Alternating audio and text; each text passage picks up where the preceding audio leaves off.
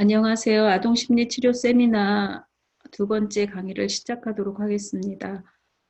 교재가 아동 상담으로 되어 있기 때문에 대부분 아동 상담에 대한 이해에 대해서 여러분들하고 함께 논의해 볼 예정입니다. 제 1장을 보면 아동 상담의 이해로 시작이 됩니다. 콘텐츠를 보면 첫 번째가 아동 상담의 기초에 대해서 얘기할 거고, 두 번째는 아동 문제에 대한 이해를 좀 알아보도록 할 거고요. 그다음에 아동 상담자의 자질과 윤리에 대해서 알아보는 순서로 강의를 진행하도록 하겠습니다. 먼저 상담의 개념에 대해서 보도록 할 건데, 카운셀링이라는 용어는 카운슬러라는 라틴어에서 유래한 것으로 도움을 필요로 하는 사람에게 전문적인 지식과 기능을 가지고 내담자 자신과 환경에 대한 이해를 돕는 거고요. 합리적이고 현실적이고 그다음에 효율적인 행동 양식을 증진시키거나 어떤 결정을 하는 데 있어서 결정을 잘할 수 있도록 원조하는 활동이 상담이다라고 보시면 돼요. 여기에서 중요한 거는 뭐냐면 전문적 지식과 기능을 가진 전문가라는 내용이 아주 중요해요. 그래서 우리가 뭔가 고민이 있었을 때 가까이에 뭐 교제하고 계시는 친구분이나 아니면 뭐 주변의 친척분들을 찾아가서 내지는 교회 다니시는 분들은 목사님이나 뭐 권사님들을 찾아가서 고민을 털어놓고 그들의 얘기를 들을 수는 있지만 그것이 상담은 아니라는 거예요. 상담이라 함은 상담에 관련된 전문적인 지식과 기능을 습득한 사람한테 찾아가서 그들에게 어떤 내 행동에 대한 이야기를 하고 내 행동에 대해서 보완해야 될 점들에 대해서 서로 논의하면서 그분들한테 도움을 받는 것을 상담이다라고 보시면 돼요. 그래서 주변에 있는 친한 분들하고 대화를 하거나 무슨 뭐 고민거리를 털어놓는 거하고는 차원이 다르다는 거 아셨으면 좋겠습니다. 두 번째는 상담의 개념 중에서 좀 더 깊이 있게 찾아보면 좀 전에 말씀드린 것처럼 상담은 전문적으로 훈련받은 상담사가 도움을 필요로 하는 사람인 내담자가 가진 심리적인 문제나 장애를 극복하도록 돕기 위해 함께 노력해가는 과정이다라고 보시면 돼요. 대부분 일반인들이 오해하는 것 중에 하나가 뭐냐면 내가 무슨 심리적인 문제나 장애를 가지고 있고 상담실을 찾아가면 그 상담사가 무슨 점쟁이처럼 답을 줄 거라고 생각을 해요. 그렇지만 사실 그렇지 않아요. 상담사는 전문적인 기술과 기능을 가지고 있지만 답을 주는 사람은 아니에요. 답은 본인이 찾아가는 거죠.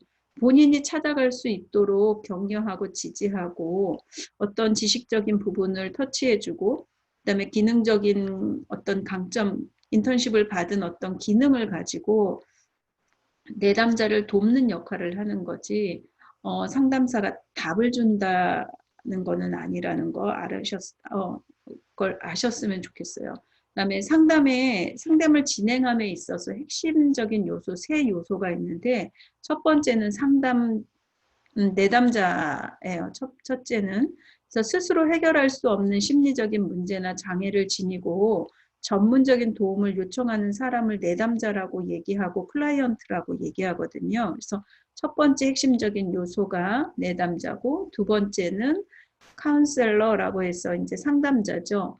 내담자에게 실질적인 도움을 줄 수 있는 전문적인 지식과 능력을 갖춘 사람을 이제 카운슬러라고 얘기하고요. 세 번째가 뭐냐면 상담자와 내담자의 상호작용이에요. 서로 대화를 통해서 상호작용함으로써 만남에 의해서 시작되고요. 주로 언어를 매개로 한 상호작용으로 진행하는 것이 상담의 핵심적인 요소, 이 세 요소가 있어야지만이 상담이 이루어진다라고 여러분들 보시면 되겠습니다. 자, 상담의 과정을 잠깐 보면은요, 이제 상담을 받으러 내담자가 상담실 문을 똑똑 이제 두들겼어요. 그러면 그 단계가 이제 초기 단계라고 볼 수 있는 거죠. 그래서 상담자가 내담자의 문제를 이해하고 상담의 어떤 목표를 설정하고 상담 계획을 수립하는 동시에 내담자와 상담 관계를 형성하는 시기인데 맨 처음에 상담실 문을 두드리면은요, 초기 면접이라고 그래서 면접지를 줘요. 그래서 거기에 인적사항을 기록을 하고 내담자가 주 호소 문제라고 그러는데 내담자가 상담을 받으러 온 이유가 있을 거잖아요. 개인적인 이유, 주관적인 이유. 그것들을 이제 적고 그러면 상담자는 그 내용을 보면서 그러면은 내담자가 어떤 변화를 가지길 원하느냐라고 얘기를 하고 거기에 서로 간에 이제 의견이 하나가 되고 그러면 그것이 목표로 잡히는 거예요. 만약의 경우에 남 앞에 서는 게 너무나 두렵고 떨려서 그것이 하나의 일상생활을 깨트리는 하나의 요소라면 내담자 입장에서는 남 앞에 서서 얘기할 때 떨리지 않았으면 좋겠어요 라고 얘기할 수 있는 거죠.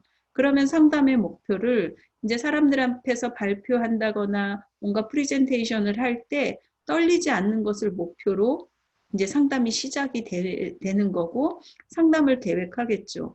여기에서 계획은 뭐 일주일에 한 번을 할 것이냐, 언제 할 것이냐, 뭐 그런 것들에 대한 계획을 잡기도 하고 어떤 방식으로 할 것인지에 대한 계획도 사실은 수립하는 단계가 2단계고요.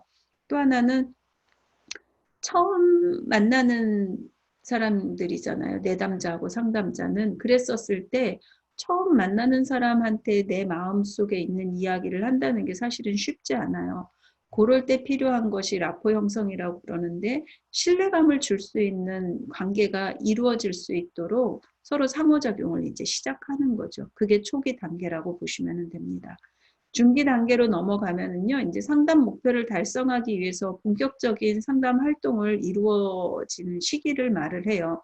보통 두 번째 회기부터 이제 끝나기 직전에 종결 단계 가기 전까지를 얘기를 하는데, 일주일에 한 번 1시간씩 내지는 뭐 1시간 반씩 상담을 한다면, 이때는 좀 전에 남 앞에 서는 게 너무 떨리고 두려워서 그 발표하는 것에 대한 어떤 두려움이 있다라고 한다면, 그런 두려움은 언제서부터 시작됐는지, 남 앞에 서는 게 왜 그렇게 불안한지에 대한 이유 같은 것들을 이제 하나씩 하나씩 되짚어 보면서, 그것에 대한 원인을 발견해 가는 거죠.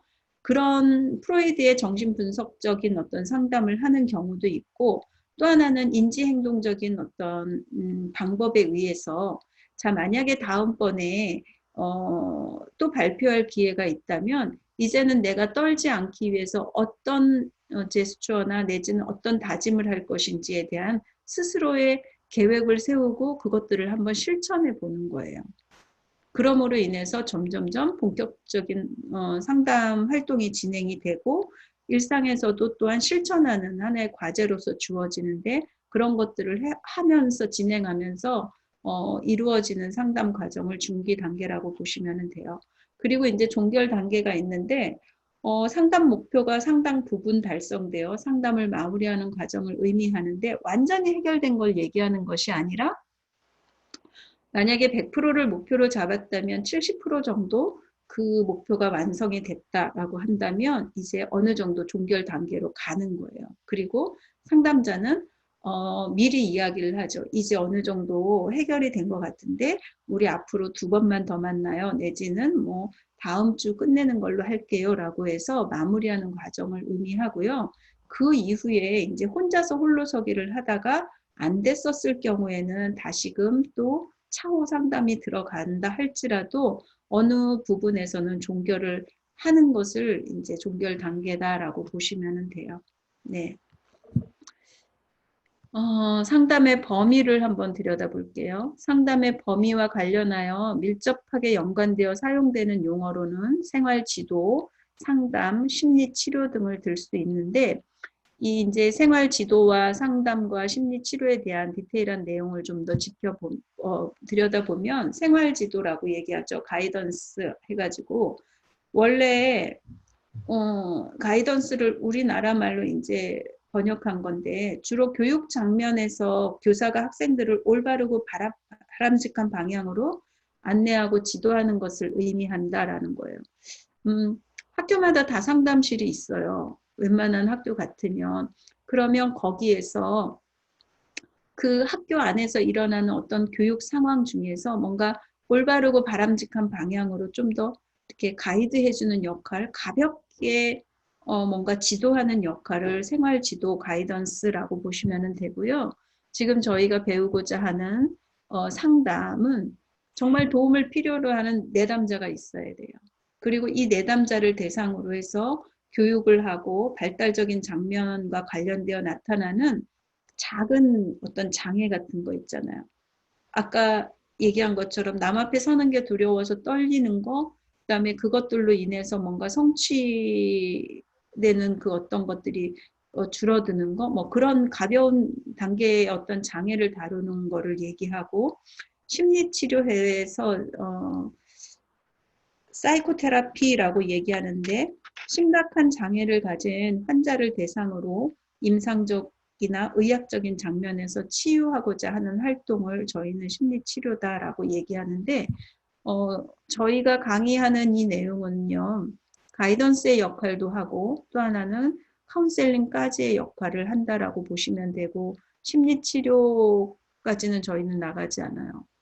거기는 의학적인 그 근거를 바탕으로 하기 때문에 임상 실험가들이 한다거나 임상가들이 한다거나 아니면 정신과 의사들이 다루는 영역이다라고 보시면 되고, 저희가 일상에서 이런 경미한 장애를 가지고 있는 어떤 내담자도 볼 수 있지만, 사실은 신경증적인 거나 아니면 정신증적인 환자들을 만날 수도 있어요. 그럴 때 저희가 뭔가 도움을 주면은 안 돼요. 저희가 치료해야 한다거나 내지는 우리가 고쳐보겠다라고 하면은 안 되고요. 그런 분들은 병원 쪽으로 안내해 드리는 게 우리의 역할이다라고 보시면 돼요. 네. 자, 상담과 치료 심리의 비교를 표 1-1에 나와 있는 것처럼 일단 호칭부터가 달라요. 저희 쪽에서는 내담자라고 얘기하는데 병원 쪽에 가면 환자로 보는 거죠.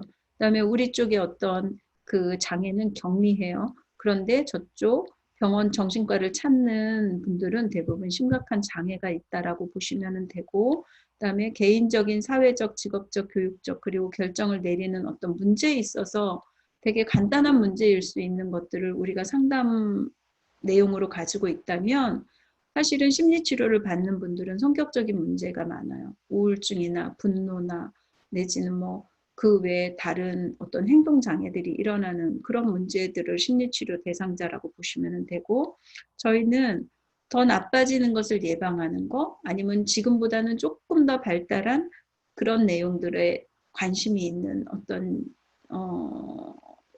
내용이다라고 보시면, 심리치료에서는 치유적 관점이 있는 거죠. 우울증 환자가 우울증이 완전히 개선된다는 거, 그 다음에 분노 조절 장애가 있는 사람들이 그런 것들로 인해서, 분노로 인해서 일어나는 제2의 제3차의 어떤 문제들을 치유하는 것 쪽으로 관심이 간다라고 보시면 되고, 다섯 번째는 교육적인 방면이나 아니면 발달적인 어떤 장면에서 우리가 개입을 한다고 본다면, 병원인 쪽에서는 임상적이나 의학적인 장면으로 개입이 들어간다라고 보시면 되고, 저희는 사실 의식에 관심이 많아요. 생각하는 것에 대해서. 그래서 내가 하는 행동에 대해서 내가 스스로 생각할 수 있고 조절할 수 있는 정도의 것들을 다룬다면, 심리치료, 사이코테라피 쪽으로 간다면 이제는 그것은 무의식에 대한 관심인 거죠. 자기가 왜 그 일을 했는지, 그 행동을 했는지에 대한 원인을 점점 깊이 있게 파고 들어간다라고 보시면 되고, 그 어떤 행동에 대한 행동의 결과를 보면서 그것의 원인을 찾아 나가는 쪽이다라고 보시면 될 것 같아요. 그다음에 저희는 어떤 행동을 개선하는 방법, 나아지는 방법에 대해서 가르친다면, 심리치료에서는 치료하는 방법에 대해서 관심이 더 많다라고 보시면 됩니다.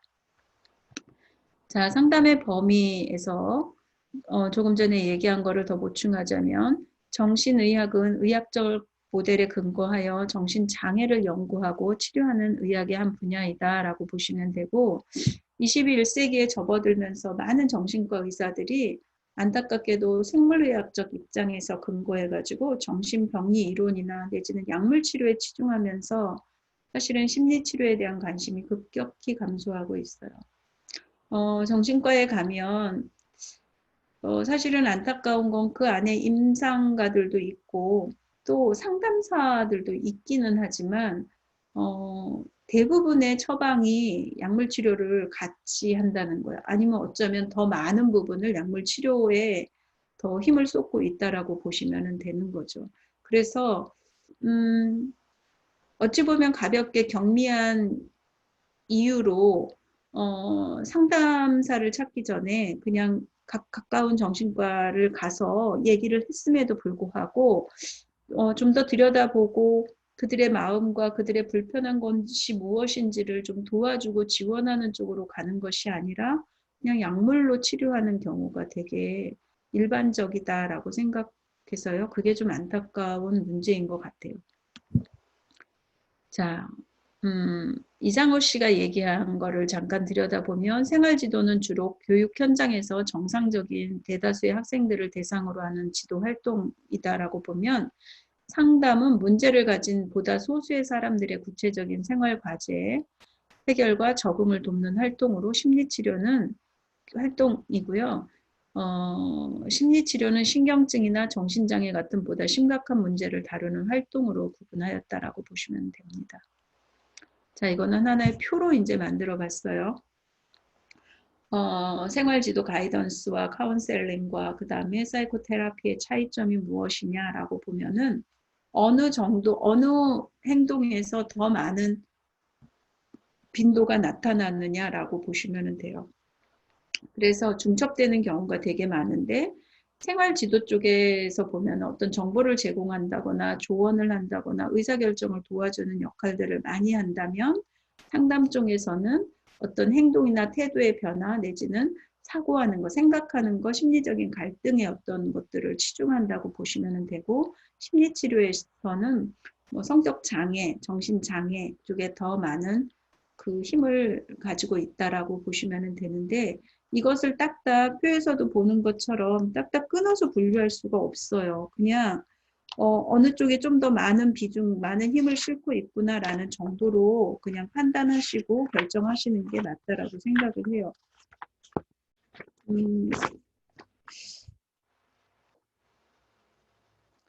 그래서 그냥 조금씩 다른 다양한 문제 내에서 중점적으로 다루는 분야가 조금 더 다를 뿐이다라고 여러분들이 보시면 될 것 같습니다. 자, 아동 상담에서 다루는 아동 문제를 한번 볼게요. 이제 상담에서 대상이 누구냐? 저희는 이번 강의에서는 대상이 아동이에요. 아동 중에서도 영유아기 시절에 있는 유년기 이전의 아이들을 다루는 그런 문제다라고 보시면 될 것 같아요. 그래서 아동 문제는 사실은 경미한 것부터 매우 심각한 것에 이르기까지 다양하게 나타날 수 있어요.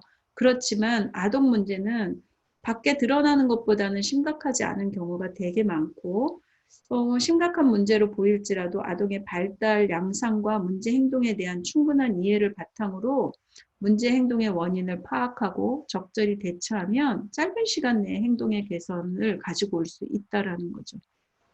그래서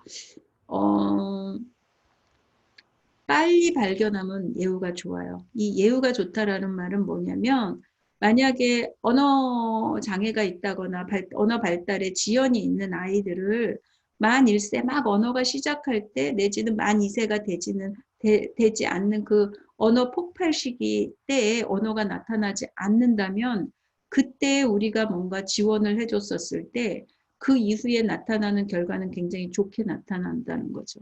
그렇지만 만약에 만 1세에서 만 2세에 넘어가는 그 시기에 언어 발달이 왕성하게 이루어져야 되는데 그냥 이 집은 조금 말이 늦었대요. 아빠가 말이 늦었대요 하는 걸로 인해서 만 3세가 돼도 아이가 언어 지연이 됐음에도 불구하고 그걸 그냥 놔뒀었을 경우에는 사실은 언어 지연뿐만이 아니라 인지에도 문제가 생길 수 있다라는 거예요. 그래서 아이의 발달을 제가 전 시간에 충분히 깊이 있게 알아야 된다라고 얘기한 것도 결정적 시기를 놓쳐버리면 예후가 나쁘기 때문에 그러는 거예요.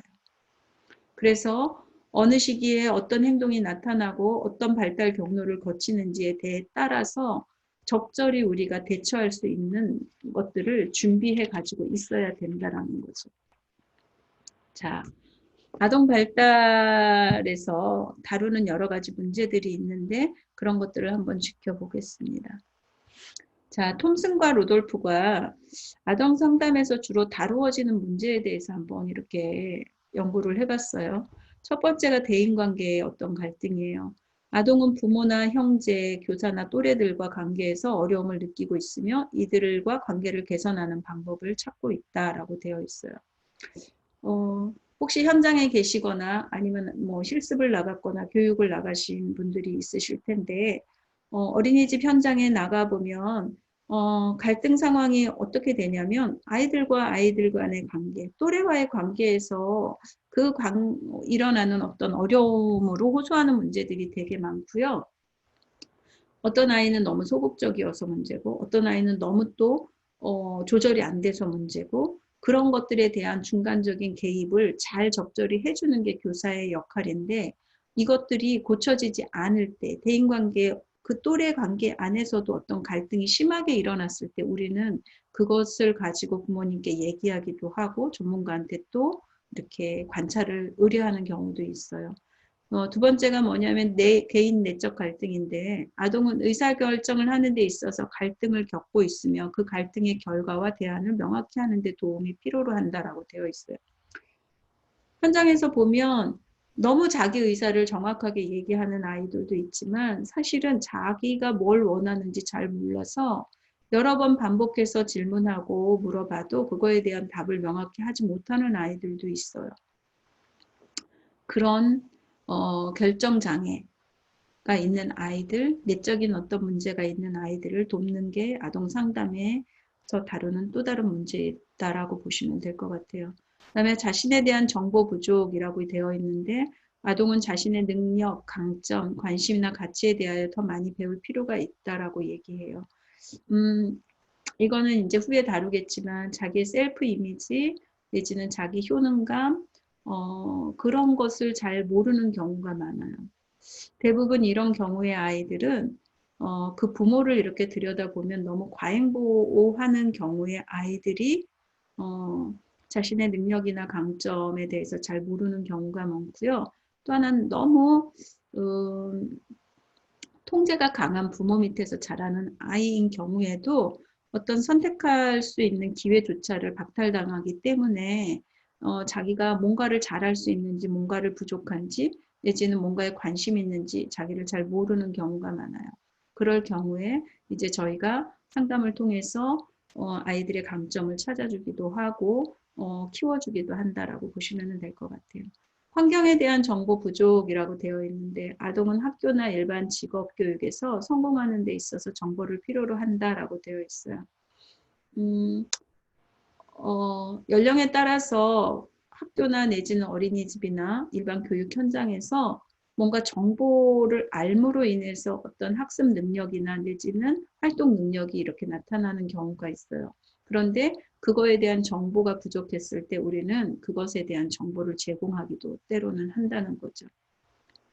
기술에 부족해서 아동은 효율적인 공부 방법, 주장적 태도, 경청 또는 친구 사귀는 방법 등과 같은 구체적인 기술을 배울 필요가 있다라고 되어 있는데 좀 전에 얘기한 것처럼 학습 상담을 통해서 공부를 좀 더 효과적으로 할 수 있는 방법은 어떤 게 있는지를 상담을 통해서 배워요. 그리고 자기 주도를 어떻게 하는지, 자기 주장적 행동을 어떻게 하는지, 내가 뭔가 하고 싶은데 그것에 대해서 어떻게 상대한테 말하는지에 대한 방법적인 거, 이제 I 메시지라고 얘기를 보통 하는데, 그래서 자기가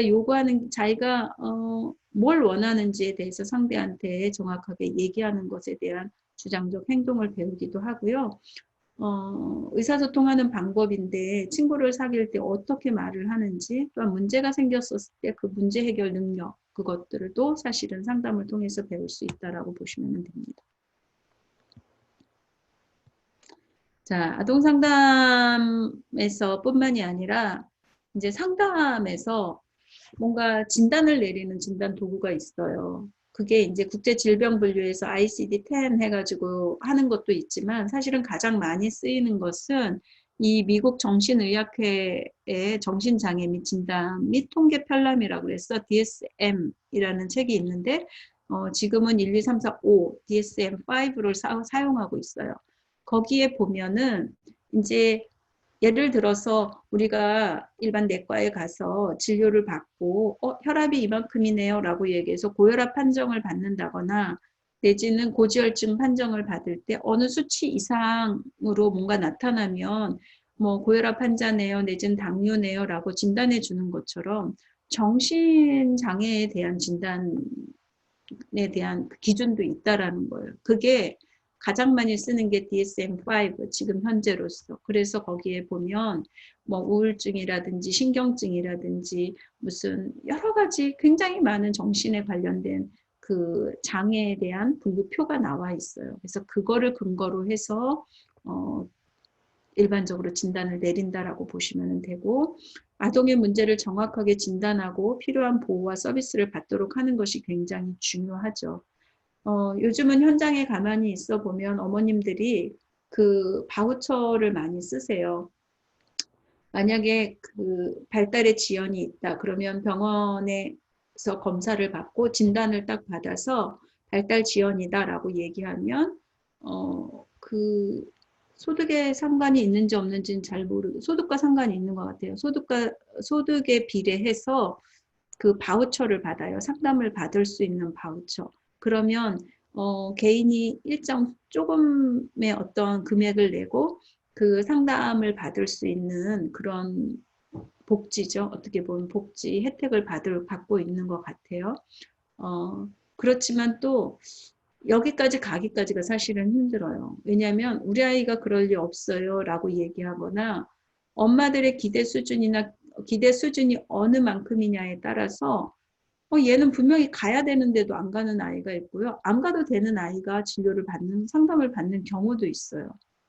그래서 그 기준이 좀 전에 얘기한 ICD-10이나 내지는 뭐 DSM-5에 의해서 결정되면 참 좋겠지만 때로는 엄마들이 어떤 뭐 그런 주관적인 생각에 의해서 아이들이 상담을 받기도 한다라는 거를 좀 보시면 좋을 것 같아요. 그래서 아이들은 어떤 장애로 결정을 내기보다는 어떤 성향이나 또한 어려움에 초점을 두고 상담을 하시면 참 좋겠다라는 생각을 해보고 그렇게 브릿지 역할을 하시면 좋겠다라는 생각을 해요. 그래서 아동 문제는 증상 자체에 초점을 두어 치료하기보다는 그 문제를 가져온 원인을 체계적으로 분석해서 그에 맞는 적절한 대처를 해야 하는 것이 맞다라고 생각을 해요. 그래서 진단명을 너무 빨리 붙이는 거 오히려 아이들한테 낙인을 찍어버리는 거거든요. 그거는 그 아이의 잠재 능력을 완전히 저희 어른들이 말살하는 거다라고 보시면 돼요. 그래서 낙인 찍기 이전에 진단을 빨리 내리기 이전에 좀 더 개선하고 좀 더 지원하는 쪽으로 해서 아이가 발달을 잘 할 수 있도록 돕는 게 어른의 역할이다라고 저는 또 생각합니다.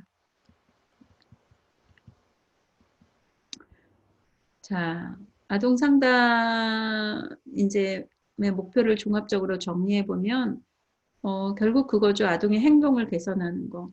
문제 행동을 일으켰는데 그 문제 행동을 감소시키고 이제 만족스럽고 긍정적인 행동을 증가시키고 형성하게 하도록 하는 것이 아동 상담의 목적이고요. 목표고 아동의 정신 건강을 증진시키는 거다. 그래서 아동의 정서적인 문제, 심리적인 문제의 원인이 되는 여러 병리적인 요소들을 수정하거나 제거해서 아동이 정서적으로 심리적으로 안정감 있는 상황에서 아이들이 자랄 수 있도록 돕는 거 이것이 또한 아동 상담의 목표다라고 보시면 돼요. 제가 보면 아동의 정서적이거나 심리적인 문제의 90% 이상은 부모인 것 같아요.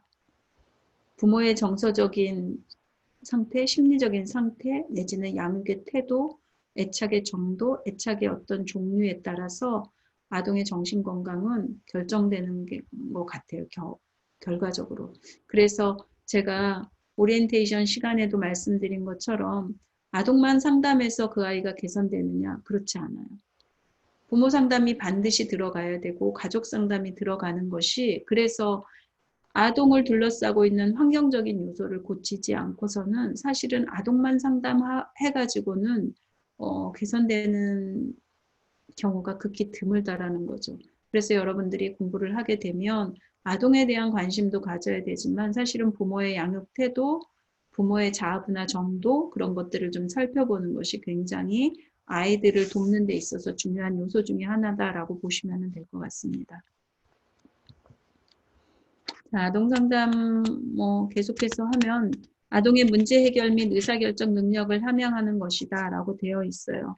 아까도 얘기한 것처럼 문제를 해결하고 싶은데 해결하는 방법을 잘 몰라요. 아이하고 친하고 싶은데, 친구하고 친하고 싶은데 친구랑 어떻게 얘기하는지, 어떤 대화를 하는지 잘 모른다라는 거죠. 이랬었을 때 상담자는 아이에게 의사소통하는 기술을 가르쳐주고 그것을 연습시키고 훈련시키는 방법, 그다음에 그 아이가 스스로 yes, no를 결정할 수 있는 능력을 키워주는 것, 그것이 우리의 상담 목표다라고 보시면 될 것 같아요. 네 번째, 아동의 자기 이해 및 긍정적인 자아 개념의 형성을 돕는 것이다 라고 되어 있어요. 아동이 자신에 대한 이해를 토대로 긍정적인 자아 개념을 가지게 되면 매사에 자신감을 가지고 행동할 수 있고 타인과도 원만한 관계를 유지할 수 있고 또한 삶을 보다 긍정적인 시각으로 보게 된다라고 되어 있는데, 마지막으로 제가 아동 상담의 목표를 종합해서 결정적으로 이제 마지막 한마디만 딱 해보라고 한다면, 아동 스스로 자기의 셀프 이미지를 긍정적으로 갖게 할 수 있도록 도와주는 것이 아동 상담의 중요한 요소다라고 봐요. 저는 목표다라고 봐요. 아동이 자기의 자아 개념, 그것을 셀프 컨셉이라고 얘기하는데, 자기에 대한 셀프 이미지를 긍정적으로 가지고 있다면 뭔가 새로운 시도, 새로운 경험을 할 때 두려움을 갖지 않아요. 그리고 뒤로 물러나지 않아요. 그런데 부모의 양육 태도나 내지는 그동안에 살면서의 어떤 부정적인 경험으로 인해서 아이들이 자기는 뭔가 못하는 사람, 능력이 없는 사람, 내지는 뭔가 친구에 비해서 자기는 뭔가 할 수 없는 사람이다라고 벌써 왜곡되어 있는 그런 자기 이미지를 가지고 있다라는 거예요. 그런데 이것을 뭔가 긍정적인 경험을 통해서 그 아이의 능력을 발견하게 해주고 잠재 능력을 발견하게 해주고 또한 긍정적인 어떤 능력에 대한 경험을 계속 시도하게끔 함으로 인해서 예전에는 아무것도 할 수 없는 아이가 나 뭐 할 수 있네? 나도 했네? 라는 어떤 경험을 통해서 자기에 대한 이미지를 바꿔나가는 거예요. 결국 그것이 유년기에 우리가 그 아이들한테 해줄 수 있는 최고의 어떤 선물이다라고 저는 생각을 해요. 왜냐하면 이 이후로 아이들의 학습 능력이나 내지는 어떤 자아 개념에 대한 이야기, 근면성에 관련된 거, 주도적인 학습에 관련된 거, 그런 모든 정서적인 어떤 자기 개념에 대해서 가장 밑바닥 땅을 파는 그런 어떤 작업이라는 것이 결국 자기 자신에 대한 이해고 자기 자신에 대한 긍정적인 개념이다라는 거죠. 상담실에 올 정도의 어떤 부정적인 문제 행동을 일으키는 아이라면 그 아이가 초등학교 들어가기 전의 아이로 우리가 예를 들어 본다면 만 5세거든요. 그러면 겨우 이제 5년밖에 살지 않은 거예요. 그런데 그 5년 동안 살면서 어떤 상황에 노출되었고 어떤 경험을 했는지는 모르지만 벌써 상담실에 올 정도의 아이라면 이미 자기에 대한 셀프 이미지는 굉장히 부정적이고 어찌 보면 깨져버린 거죠. 우리가 그냥 거울을 보면 일반적인 거울은 자신의 모습을 그대로 반영해 주죠. 그대로 미러링 해준다라고 얘기하는데 그렇지 않았다라는 거예요.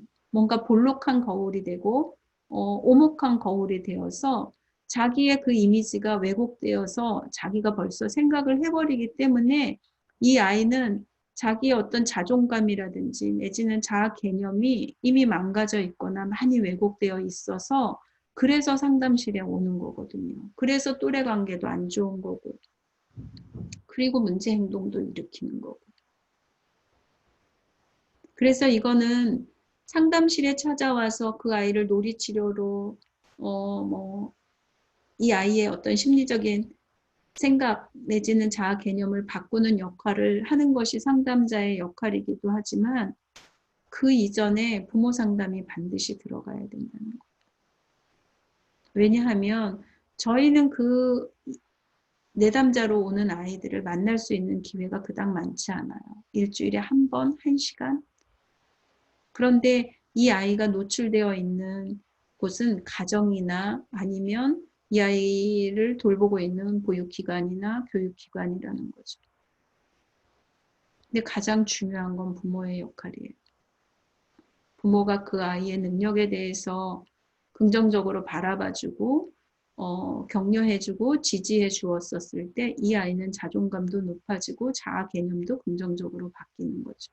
그리고 결국 유년기에 형성된 자기 셀프 이미지를 가지고 평생을 산다고 해도 과언이 아니에요. 물론 중간에 자기의 셀프 이미지나 자기 어떤 자존감이 바뀔 수는 있어요. 바뀔 수는 있지만 특별히 환경이 완전히 바뀌지 않는 이상은 잘 안 바뀐다라는 거예요.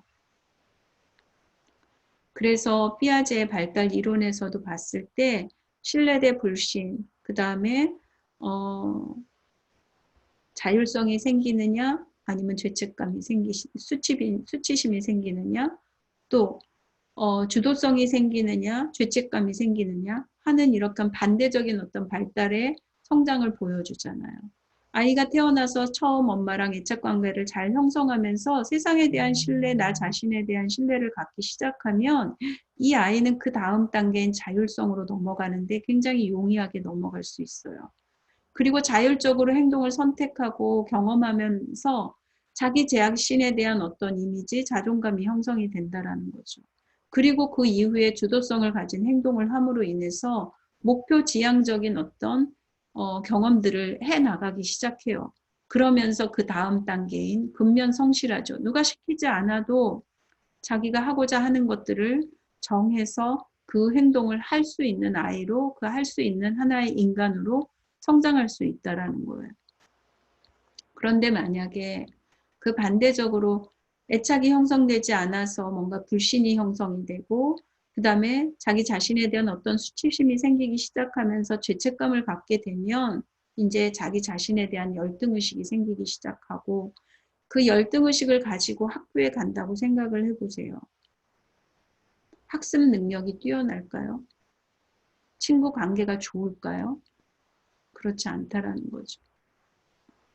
그래서 저나 여러분들이나 교육 현장에 만약에 계시거나 보육 현장에 계신다면 이제 이렇게 5년밖에 살지 않은 아이 아니면 그것보다도 더 어린 아이들한테 문제가 무엇인지를 발견할 수 있어야 되고 그 아이들이 정상적으로 잘 발달할 수 있도록 돕는 역할을 하는 것이 사실은 상담실에 가기 전에 우리가 해야 될 역할인 것 같아요. 이번 아동 상담의 어떤 이 문제들을, 과목을 통해서 여러분들과 제가, 상담사는 될 수 없지만, 적어도 상담실에 가는 일은 줄일 수 있다라는 어떤 하나의 목표를 가지고 수업에 임했으면 좋겠고요. 그래서 더욱더 열심히 공부하고, 더욱더 열심히, 함께 했으면 좋겠어요. 긴 시간 들어주셔서 너무 감사드리고, 다음 시간에 또 뵙도록 하고요. 저희가 얼굴을 보고 얘기할 때 더 많은 진지한 이야기, 의미 있는 이야기를 나눴으면 참 좋겠습니다. 들어주셔서 감사합니다.